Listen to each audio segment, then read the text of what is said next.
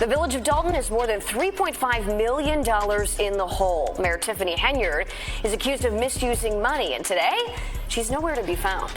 Very, very diligently, very hard in the difficult circumstances to get as much information as we could to share with you. She thinks she's going to jail. I'm also a former Cook County Sheriff for the Department of Corrections, and I suggest that she go and take a tour of that facility so she can see what's in store. Mayor Tiffany Henyard's rise to power has been nothing short of controversial. While corruption in positions of authority is nothing new, Henyard's actions have elevated to unprecedented levels. Now, she's dealing with the fallout of her decisions as the consequences of her corruption begin to close in on her. Despite her numerous strategies to evade accountability over the years, nothing seems to be working in her favor anymore. The origins of what many call the Tiffany corruption scandal go back to her selection as mayor, which itself was a politically charged decision. The story begins with the sudden passing of the late Mayor Frank Zuccarelli, leaving his position open. The Thorne Township Board of Trustees was tasked with selecting a replacement for Zuccarelli's remaining term, following state election rules. They were given just 60 days to make their choice. Among the frontrunners for the role were Jerry Jones, a trustee and the township assessor, and Joyce Washington, a long-serving trustee who also held the position of interim supervisor. However, the board struggled to reach a consensus on a single candidate. In a surprising turn of events, it was revealed that Henyard had applied for the position some time before, and ultimately, she was nominated as a last-minute option. Her selection wasn't the result of popular consensus or merit. It was a product of political maneuvering, and her choice was seen as a desperate attempt to break the deadlock. Trustees were facing a midnight deadline, and with time running out, they voted her in. In fact, Henyard was sworn in shortly before midnight, after a motion to nominate her was made by trustee Christopher Gonzalez. Gonzalez later admitted that he wasn't even sure Henyard was the most qualified applicant.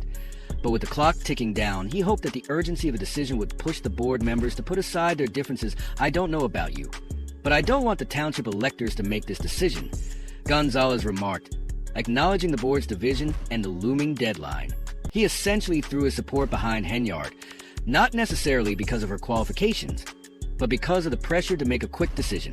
In the eyes of many, this last-minute nomination should have served as a warning sign that the process was rushed. With little regard for what was best for the township, Henyard's reaction to her appointment seemed almost disconnected from the circumstances surrounding it. When asked how she felt, she responded with a sense of joy and pride, despite the chaotic circumstances. "I'm overjoyed, even though I didn't anticipate it. I adore it, since it shows how fortunate I am and how much I love everyone," she said, as if unaware of the political maneuvering that had led to her selection. Despite the doubts surrounding her appointment, Henyard was quickly thrust into the role of mayor. Her first meeting was typical of many new officials. She spoke about the importance of serving the people and maintaining fiscal responsibility. "I want you guys to know that I appreciate the confidence that you have restored in me to lead such a big path of the late Frank Zuccarelli," she stated, emphasizing her commitment to the public and her role as a servant to the community. However, soon after assuming office, Henyard began to make a series of controversial decisions. Rumors circulated that she harbored personal animosity toward those who had assisted Frank Zuccarelli in his tenure as mayor. She appeared to distrust those with long-standing ties to the township, claiming that their experience and attempts to guide her through her responsibilities only caused her anxiety. This sense of insecurity seemed to drive Henyard to assert control over the situation, which led her to start removing key personnel. The first significant move was the removal of Jessica Jones, a decision that was made quickly and with little explanation. Trustee Jerry Jones motioned to dismiss her, and Trustee Joyce Washington seconded it. The decision was approved unanimously by the board, including Trustees Christopher Gonzalez and G.R.Y. Everett. But Henyard didn't stop there. Her next target was Stephanie Whitman. Once again, the resolution to remove Whitman was introduced by Trustee Jones, seconded by Washington, and ultimately passed. The vote, however, wasn't as unanimous this time. Trustee Gonzalez stood alone in opposition. A rare moment of dissent amidst the rapid decision-making. Whitman's removal was particularly upsetting to those involved, as one employee later texted Whitman to express sympathy for the decision.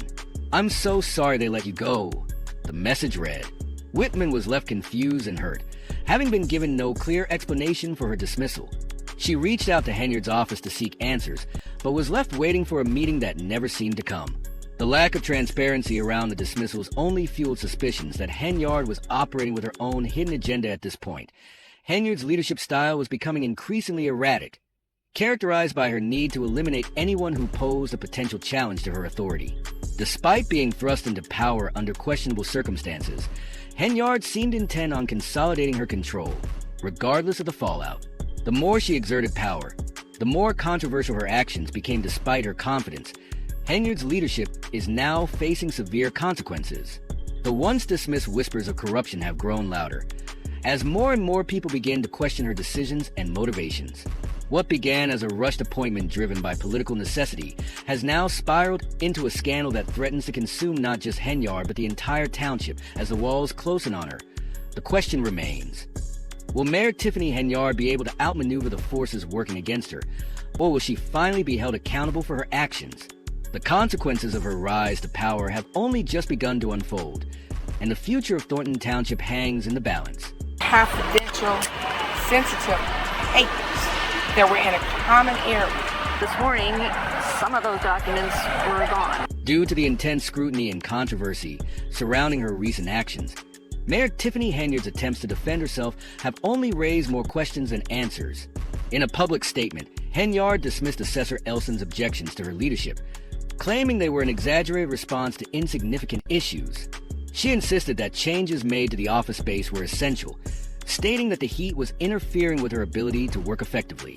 Critics quickly pointed out the glaring absence of any official announcement or documentation supporting the move. But Henyard maintained that the relocation of the assessor's office was part of a larger initiative aimed at prioritizing citizen services. Even Henyard's supporters were divided. While some residents came forward to defend her decisions, others raised concerns about her lack of transparency and consultation.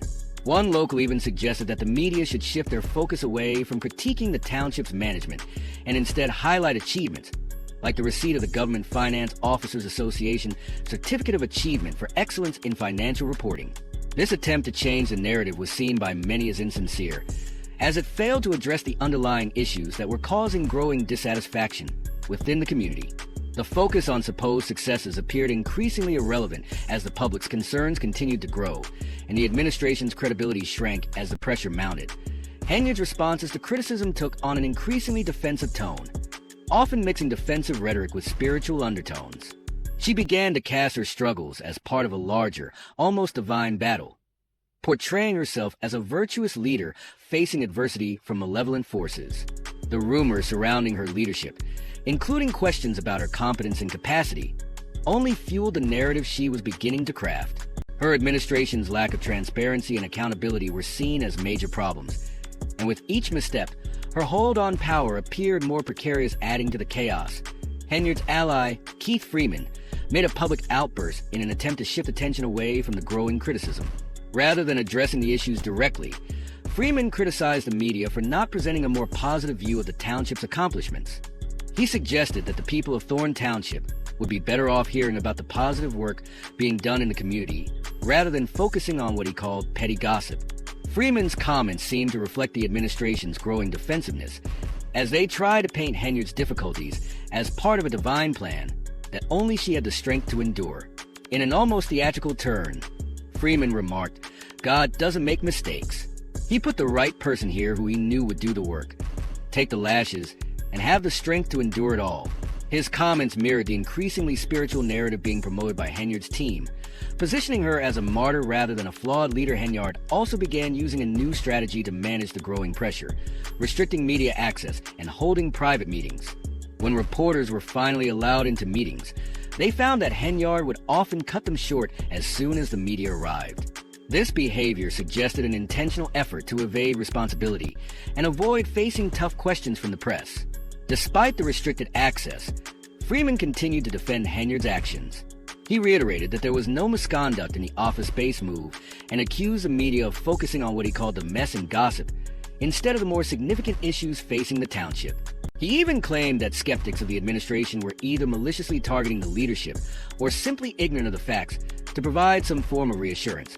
Freeman offered to provide proof that no private documents or sensitive information had been mishandled during the office move. However, these gestures did little to alleviate the core concerns of local residents and critics. who believed that Henyard's administration was more concerned with appearances than with solving real problems. The shift in office space, which Henyard had framed as part of her commitment to citizen services, became emblematic of the administration's deeper issues. Decisions appeared to be made without transparency or due process, and the lack of clarity only fueled suspicion and frustration as the criticism of her administration continued to escalate. Henyard's shift toward spirituality became more pronounced. She began portraying her difficulties as part of a greater spiritual struggle, claiming that she was a lighthouse of virtue, fighting against dark forces determined to destroy her reputation. This narrative allowed her to position herself as a morally upright individual who was enduring hardship for the sake of her community. Her supporters, particularly those with a strong religious affiliation, may have found this portrayal appealing. But for many others, it seemed like an attempt to deflect attention from her administration's failures by framing her leadership as a test of faith rather than an issue of competence and transparency. As Henyard increasingly used religious language in her speeches, many residents and journalists began to feel that she was deliberately avoiding addressing the tangible issues facing the township. Critics argued that her responses to legitimate concerns about corruption and mismanagement were inadequate, and her administration became known for its opacity, evasiveness, and disorganized decision-making.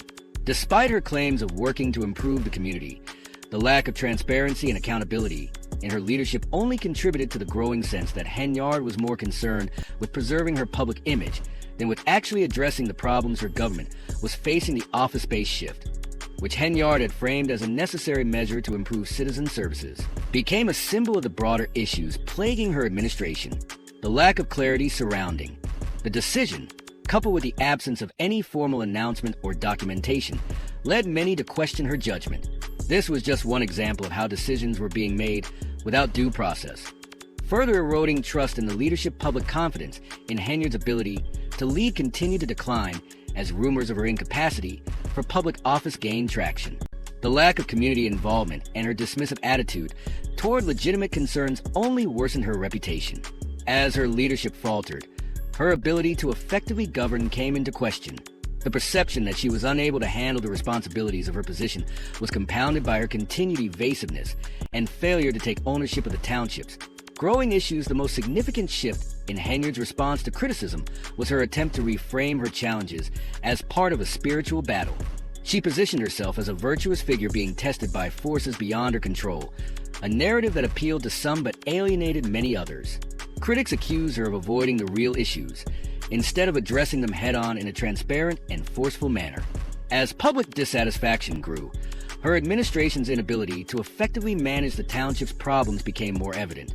The defensive tactics employed by Henyard and her team only seemed to widen the divide between the leadership and the residents of Thornton Township. Freeman's increasingly inconsistent defenses painted a picture of an administration on the brink of collapse, desperately trying to maintain its narrative in the face of rising skepticism.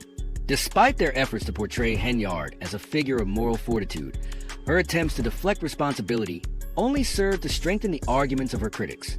As the township continued to grapple with its problems, it became clear that Henyard's administration was more focused on managing its image than on actually addressing the fundamental issues at hand.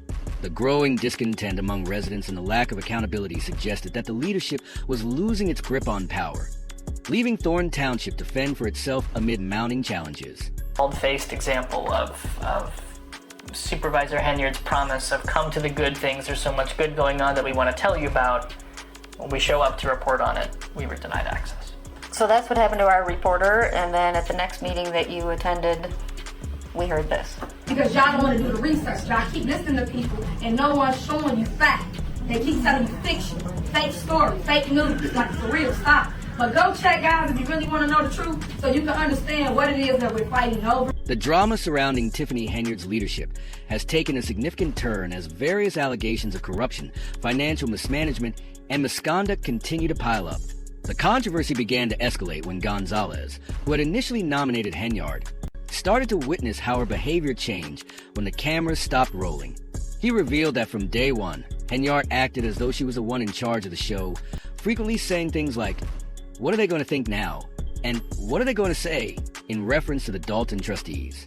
Gonzalez admitted that there had been a rift brewing between him and Henyard, especially after he learned about some of her controversial decisions during her first year in office, which included hiring a criminal inspector who spent taxpayer money without the board's approval and employing Dalton police officers for personal security during the annual meeting. Henyard, a 23-year-old resident of South Holland, had urged township leaders to prioritize civic engagement and make information more accessible to the public. However, things seem to have taken a drastic turn. A resident named Gaswatts voiced frustration over Henyard's handling of the voter rejection of a mental health proposal that would have increased taxes in Thornton Township. I've always been held responsible for my actions and outcomes, and I expect the same of you as a black woman, Watts stated, emphasizing that the issue wasn't about an attack on Henyard's identity, but about the failure to represent the best interests of the residents. Watts also noted, "We are exhausted, not brainwashed. We simply don't trust you to repair the situation." It became evident that Henyard had been making decisions for herself rather than for the people she was supposed to represent. Residents pointed out that she did not want their input on significant decisions and appeared to act without consulting them on matters that affected the community. This sentiment was reinforced by Trinad, who had initially supported Henyard but later confronted her after witnessing a series of questionable actions. Trinad claimed that Henyard had avoided discussing important issues and had even made decisions in isolation. Disregarding the concerns of the very people she was meant to serve. This sentiment was echoed by Nate Fields, a South Holland resident employed as a photographer for Thornton Township, who was deeply troubled by Henyard's actions. After the sudden death of Frank Zucki, Henyard allegedly promised Fields that she would support him, but he was fired without clear explanation or cause. Fields expressed his disappointment, stating, "My only goal is to serve my community. When big men approach you and threaten you, it's really frightening. Coming to work makes me nervous. Coming to work shouldn't make me feel afraid." Sources close to Thornton Township employees revealed that Henyard allegedly used male subordinates to intimidate others into silence. Staffers alleged that employees were being harassed by the media as well as the public scrutiny increased. Henyard's leadership quickly became entangled in a web of lawsuits, with multiple legal challenges mounting against her. Her administration's mismanagement and questionable financial practices became a focal point, with local businesses accusing her of unfair practices and favoritism. Employees claimed that they had been wrongfully terminated, often without cause or clear explanation, which fueled further outrage. Perhaps the most glaring legal issue was a lawsuit involving Henyard and Dalton Village trustee Andrew Holmes. The suit stemmed from a Dalton police officer who was part of Henyard's security detail and a former mayor's employee. The case raised serious questions about Henyard's use of public resources for personal gain, further damaging her already tarnished reputation. Additionally, another lawsuit revealed that Dalton officials had improperly denied a business license to a local business owner, and former maintenance manager Dwayne Thrasher filed a lawsuit against Henyard after allegedly being fired while on an authorized vacation for what he claimed were flimsy reasons. The lawsuit demanded that his record be cleared and compensation be provided for wrongful termination, as if the lawsuits were not enough. Henyard's administration faced multiple federal investigations into her actions. The scale of the scrutiny increased dramatically in 2023 when former Chicago Mayor Lori Lightfoot, hired at a rate of $400 per hour, began investigating Henyard's alleged financial mismanagement. Allegations surfaced that Henyard had misused public funds, covering the cost of lavish meals and hotel stays. One of the most troubling aspects of the investigation was the discovery of nearly $900,000 paid to a local prosecutor over a 2-year period. The prosecutor was not authorized to generate criminal charges. Raising red flags about potential corruption. Lightfoot's involvement brought another layer of complexity to the investigation, particularly when reports surfaced that Henyard had attempted to interfere with the federal investigation, accusing Lightfoot of trying to discredit her. Allegedly, Henyard threatened to obstruct any investigative actions, attempting to suppress further scrutiny of her conduct. At the center of the investigation were Henyard and her inner circle, including her political committee, her cancer charity, and her boyfriend, all of whom were facing subpoenas demanding extensive records, including payroll expenses, credit card records, travel details, and other documentation. Henyard's closest ally, Keith Freeman, found himself embroiled in his own legal troubles. Freeman, who had played a significant role in supporting Henyard, was now under investigation for bankruptcy fraud. Reports suggested that Freeman failed to disclose revenue from Dalton, raising serious questions about his financial management. Even more concerning was an audit of Freeman's time as an administrator in Robbins, which uncovered payments that exceeded budgeted amounts. Despite these mounting allegations, Freeman remained in powerful positions in both Dalton and Thornton Township, fueling speculation that he might be negotiating a deal with federal investigators in exchange for cooperation. The pressure continued to mount as former FBI agent Wright suggested that ongoing investigations might uncover additional evidence, informants, and witnesses, deepening the scrutiny on Henyard and her associates. The potential scale of corruption within Henyard's administration was becoming increasingly clear, and the future seemed uncertain for those involved. Henyard's continued defiant posture, including dismissing the allegations as politically motivated and racially charged, did little to calm the growing discontent in the community. Her critics, however, were increasingly focused on the undeniable evidence against her. Henyard's lavish lifestyle and questionable spending patterns became a focal point of the investigation. Over $12,000 in taxpayer-funded travel expenses were racked up in a single year, with Henyard staying at high-end hotels like the Four Seasons in Atlanta, $99,000, and the Marriott Marquis in New York City, $133,000. These expenses, coupled with an additional $26,000 spent on a trip to Las Vegas, raised significant concerns about the misuse of public funds. Critics argued that Henyard had prioritized her personal indulgences over the needs of the community she was supposed to serve, and this financial recklessness painted a stark contrast to her claims of representing the people despite her defiant denials. The evidence against Henyard continued to mount. Her actions suggested that she had been living a lifestyle far beyond what was appropriate for a public servant, particularly when considering the financial struggles of Dalton. Critics began to question not just her leadership but her integrity, pointing out the growing gap between her lavish lifestyle and the needs of the community. Many pointed to her six-figure salary as further evidence that she was out of touch with the realities faced by the residents of Dalton and Thornton Township in the face of mounting investigations and public backlash. Henyard continued to insist that the allegations were politically motivated and racially driven. She accused black trustees in Dalton of betraying their own community and attacking a fellow black woman in a position of authority. However, this narrative was increasingly falling on deaf ears as the evidence of her misconduct became undeniable. Residents and investigators alike were focused on the hard facts, not the accusations of racial discrimination. Henyard's claim that these were fake news, stories, or racially motivated attacks seemed to lose credibility as more details about her spending and decision-making came to light.